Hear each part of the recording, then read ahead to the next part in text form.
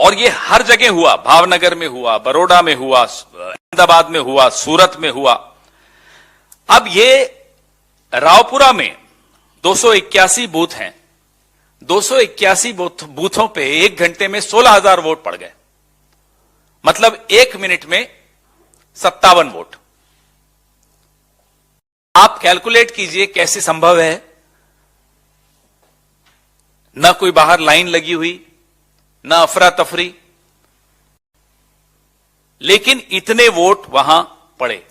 ऐसे ही वीवीपैट्स की तुलना कुछ मशीनों पे की, वोट वहां 7 पड़े एक पार्टी को। वीवीपैट में 21 बार पर्ची निकली उस पार्टी की। आप जानते हो कौन सी पार्टी होगी। तो ऐसे उदाहरण हम इकट्ठे कर रहे हैं, लगातार कर रहे हैं। ये जो लोकल बॉडी इलेक्शन हुए थे उस वक्त भी एक ऐसा बूथ था, धोलका नाम का बूथ था, जहां 644 वोट पड़े थे और गिने तो निकले 2,273 वोट। तो औसत निकालो तो ये 25 से 30 सेकंड में एक वोट, जैसे मशीन चलती ना, फैक्ट्रियों में जाते हैं तो मैन्युफैक्चरिंग हो रही है वोटों की। जो चुनाव मुक्त भारत हो रहा है, लोकतंत्र मुक्त भारत हो रहा है, इस विषय में हमें और आपको गंभीरता से आवाज उठानी होगी। द लाइव टीवी, सच सबसे आगे।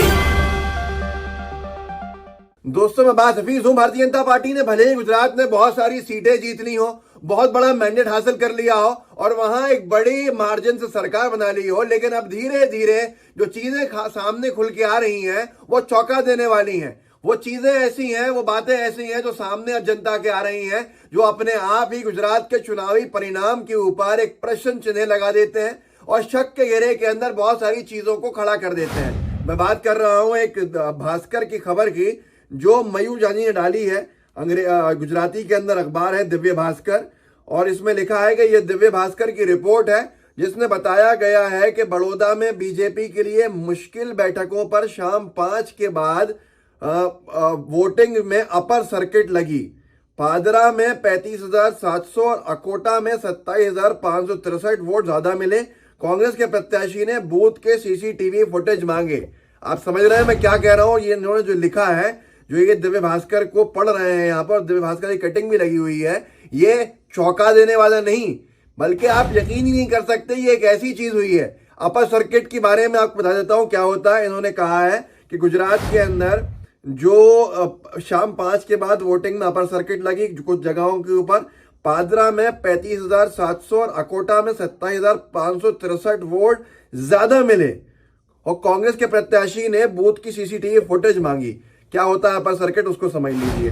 अपर सर्किट की मिसालें, जो क्षमता होती है, हर ईवीएम की मशीन की एक क्षमता होती है, एक कैपेसिटी होती है कि उसमें इतने वोट डल सकते हैं। मिसाल के तौर पे एक ईवीएम मशीन में 2000 वोट डल सकते हैं, सिर्फ मिसाल है। उसकी क्षमता अलग अलग होती है जो सेट होती है। अगर 2000 वोट की क्षमता है, 2000 वोट एक ईवीएम मशीन में डल सकते हैं, और उस ईवीएम मशीन में अगर 2000 वोट डल जाएंगे तो उसमें अपर सर्किट लग जाएगा। मतलब इसके बाद अब कोई वोटिंग उस ईवीएम में नहीं हो सकती है, कोई भी पोलिंग उस ईवीएम में नहीं हो सकती है। मतदान अब उस ईवीएम के अंदर और अधिक नहीं हो पाएगा, क्योंकि अपनी क्षमता तक पहुंच गई है वो ईवीएम।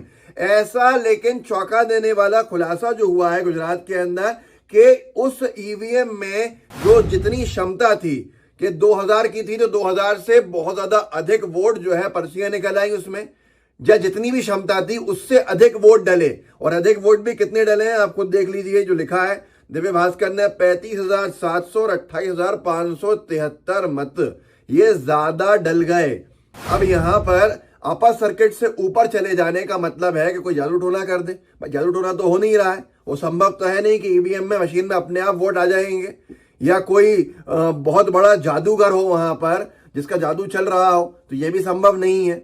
अब इसके बाद क्या संभव है, सिर्फ एक ही चीज है कि भाई मोदी हैं तो मुमकिन है, मोदी जी हैं तो मुमकिन है, और वो जरूर हो सकता है, ये जरूर कह सकते हैं। जो कहा जाता है कि हर जगह के मोदी हैं तो मुमकिन है कि अपर सर्किट लग जाए किसी मशीन के अंदर ईवीएम की, और उसके ऊपर उसमें वोट मिल जाए, ये कोई मामूली बात नहीं है।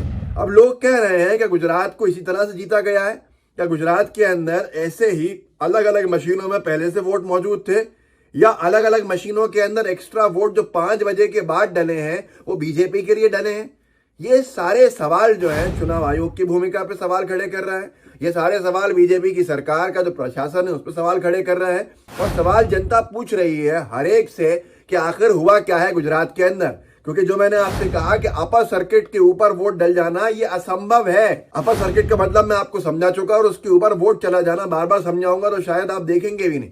अपर सर्किट के ऊपर वोट चला जाना यह असंभव है, और लोकतंत्र की दिन दहाड़े हत्या है कि ऐसा कैसे संभव है। हर कोई सवाल पूछ रहा है और सवालों के जवाब आपको बिल्कुल नहीं मिलेंगे। तो ये गोदी मीडिया के लिए ये विषय जो है बहुत महत्वपूर्ण नहीं है। आज सबसे बड़ा सवाल ये खड़ा हो रहा है कि ये अपर सर्किट के ऊपर जो कहा जा रहा है, ये यही कहा जा रहा है कि शाम में जो एक्स्ट्रा वोटिंग हुई है, ये मयूर जानी ने लिखा है शाम 5 के बाद वोटिंग में अपर सर्किट लगी और उसके बाद इतना सारा वोट वहां डल गया। लेकिन ये शाम 5 के बाद की जो वोटिंग की बात है, ये कई तरह के सवाल पहले ही खड़े कर चुकी है।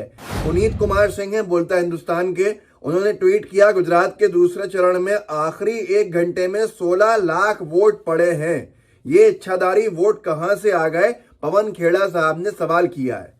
मतलब गुजरात जो बीजेपी कह रही है कि हम ऐतिहासिक जीत गए, उसके पीछे इतनी सारी चीजें आज खुल रही हैं कि जिनके जवाब देते देते शायद भारतीय जनता पार्टी थक जाएगी, और इसीलिए शायद हर बार वो मुद्दा फिर से आ जाता है कि ईवीएम के ऊपर हर पार्टी अगर कह रही है, देश के जितने राजनीतिक दल हैं कि भाई बैलेट पेपर से चुनाव कराया जाए, तो फिर भारतीय जनता पार्टी अकेला इसका विरोध क्यों करती है, जबकि भारतीय जनता पार्टी वो पार्टी थी जो अकेले कहती थी सबसे पहले ईवीएम मशीनों को हटाया जाए जब कांग्रेस की सरकार थी। विकास चौधरी ने भी यही लिखा है। विकास चौधरी लिखता है गुजरातियों का नया विश्व रिकॉर्ड वोट डालने में, एक व्यक्ति को वोट डालने में 60 सेकंड लगते हैं, लेकिन गुजरातियों ने 45 सेकंड में वोट डाला, वो भी आखिरी के 1 घंटे के अंदर। आखिरी के 1 घंटे के अंदर 16 लाख वोट पड़े। ये हम नहीं कह रहे, आप सभी कह रहे हैं।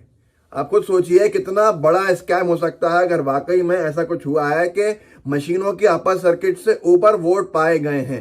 चुनाव आयोग को बहुत स्पष्ट करना चाहिए, एक प्रेस कॉन्फ्रेंस करनी चाहिए, जितने भी पत्रकारों के सवाल हैं वो सब लेने चाहिए, भले ही लंबी हो, लेकिन एक एक चीज का जवाब देना चाहिए।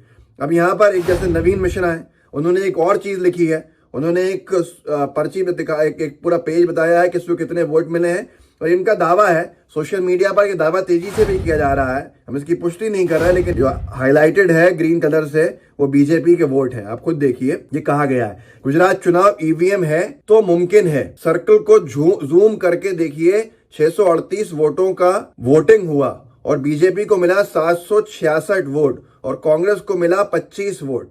अगर कांग्रेस पार्टी को 25 वोट मिल रहा है और बीजेपी को 766 वोट मिल रहे हैं, और इनका दावा है कि कुल वोट ही उस बूथ के ऊपर उसके ऊपर 638 हैं, तो फिर यह संभव कैसे है कि 638 कुल वोटों के साथ बीजेपी को 766 वोट मिल जाएंगे।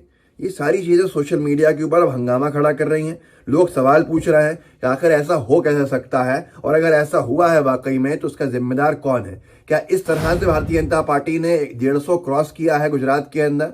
क्या इस तरह से भारतीय जनता पार्टी इतने सारी सीटें लेकर आई है जो इतिहास में उसका कभी नहीं हो सकता था, वो इस बार कैसे हुआ? वहीं वो हिमाचल प्रदेश बुरी तरह से हार जाती है, एमसीडी के दिल्ली के चुनाव बुरी तरह से हार जाती है, जितने उपचुनाव हुए हैं साथ में गुजरात के लगभग सारे हार गए। रामपुर के अंदर वोट परसेंटेज जो था गिरवा दिया गया, 33% के आसपास वोट डला। पुलिस वालों पे आरोप लगे कि वोट डालने नहीं दिया उन्होंने, जो समाजवादी पार्टी के और विपक्ष के वोट थे उनको वहां पर तक पहुंचने नहीं दिया वोटर्स को। और उसके अलावा रामपुर जीते और बिहार की एक सीट एमआईएम के दम पे जीते। तो ये सारे के सारे उपचुनाव बाकी के हार गए, राजस्थान का, छत्तीसगढ़ का, सारे उपचुनाव जो थे वो हारे। उसके बावजूद भी गुजरात के अंदर इतनी बड़ी जीत कैसे मिलती है, इसी के ऊपर लोग सवाल खड़े कर रहे हैं। और लोग कह रहे हैं कि आखिर अपर सर्किट लगने के बाद कैसे उसमें मशीन में उसकी क्षमता से अधिक वोट पाया गया। आखिरी के 1 घंटे के अंदर 16 लाख लोगों ने कैसे वोट डाल दिया। ये सारे सवाल आज जनता को परेशान कर रहे हैं कि क्या वाकई में उन्होंने वोट कहीं और दिया था और उनके वोट ना देने के बावजूद बीजेपी चुनाव जीत गई है, क्या मैनेजमेंट चल रहा है। ये सारी की सारी चीजें। इस वीडियो को आगे बढ़ाइएगा, लोगों को जागरूक कीजिएगा, लोगों को बताइएगा कि कैसे आखिर आज ईवीएम जो है एक बार फिर से शक के घेरे के अंदर और कटघरे में खड़ा है। द लाइव टीवी, सच सबसे आगे।